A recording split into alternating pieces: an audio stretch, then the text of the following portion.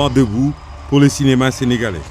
Coup sur coup, le FESPACO a célébré 2 réalisateurs bourrés de talent. Alain Gomis, qui se voit décerner l'étalon de Yenenga par 2 fois, est récemment récompensé du Grand Prix du jury à la Berlinale par un ours d'argent. Et Lahad One, récompensé du prix spécial du jury pour la série télévisée dont l'écriture scénique a fait l'unanimité à Ouagadougou. Ils ont ainsi projeté l'image du pays à l'extérieur et redoré le blason du 7e art sénégalais, s'inscrivant dans la lignée des grands réalisateurs comme Sembène Ousmane, Djibril Diop Mambéty et tant d'autres, et qui confirment le renouveau du cinéma sénégalais. C'est connu, la culture reste le meilleur vecteur de la cohésion nationale à travers l'expression harmonieuse des identités plurielles. Elle doit être aussi un facteur de rayonnement international ainsi que de développement économique et social au bénéfice premier des artistes et de toutes les populations. Il faut se féliciter au cours de ces dernières années du dynamisme de la création artistique nationale, aussi bien dans les arts vivants que dans les arts visuels.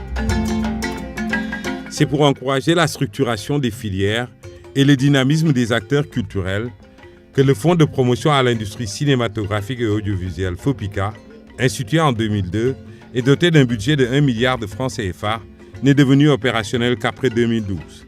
Ce fonds a financé des projets de films dont certains ont obtenu des distinctions au niveau international. Son budget vient d'être porté à 2 milliards par le gouvernement pour mieux soutenir les activités de production, d'exploitation et de promotion cinématographique et audiovisuelle.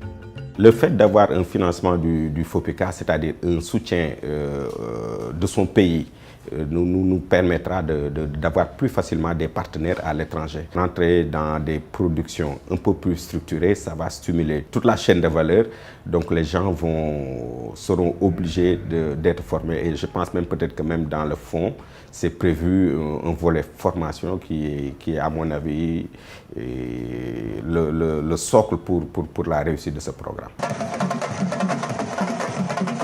C'est parce que la culture demeure un facteur de rayonnement international et de développement économique et social que le gouvernement a décidé d'en faire un levier de développement en assurant la préservation du patrimoine matériel issu de l'histoire coloniale, la promotion des éléments du patrimoine immatériel constitués par les musiques du terroir et d'autres types d'expressions culturelles traditionnelles, mais aussi les lieux de culte et de mémoire.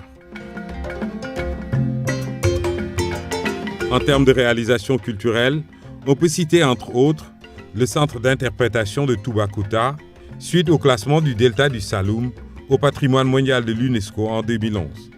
Ce centre, complexe culturel, est unique dans le genre en milieu rural. Le village communautaire de Bandafassi, également construit suite au classement du pays Bassari au patrimoine mondial en 2012.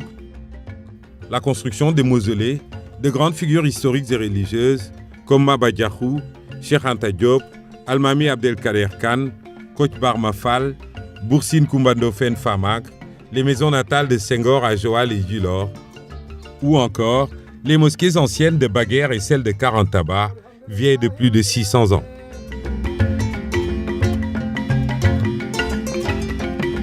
À Bakel, Kaolack, Koki, Podor et Thiès, de vieilles résidences, vestiges de notre passé, seront également réhabilités avec de nouvelles fonctionnalités. Musées, complexes socio-économiques ou écomusées avec ateliers d'artisanat.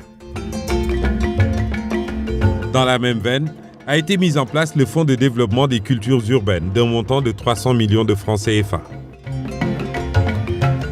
Le budget de la Biennale a été porté à 500 millions de francs CFA pour mieux soutenir ce rendez-vous incontournable de l'art contemporain africain. Quant à la subvention du Fonds d'aide à l'édition, elle a été doublée pour être portée à 600 millions de francs CFA. Le gouvernement appuie également le Festival de jazz de Saint-Louis qui accueille depuis 25 ans des grands noms du jazz mondial. La relance du Grand Prix du chef de l'État pour les arts et les lettres en 2017 s'inscrit dans cette perspective. Et last but not least, le Musée des civilisations noires, une des réalisations culturelles phares, devant permettre à notre pays de maintenir son rayonnement culturel dans le monde.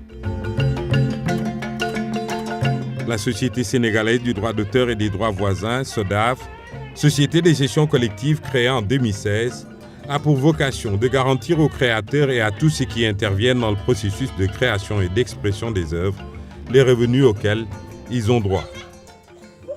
La Mutuelle nationale de santé des acteurs culturels, qui vient d'être mise en place, participe de la même ambition d'assurer une bonne prise en charge des acteurs culturels.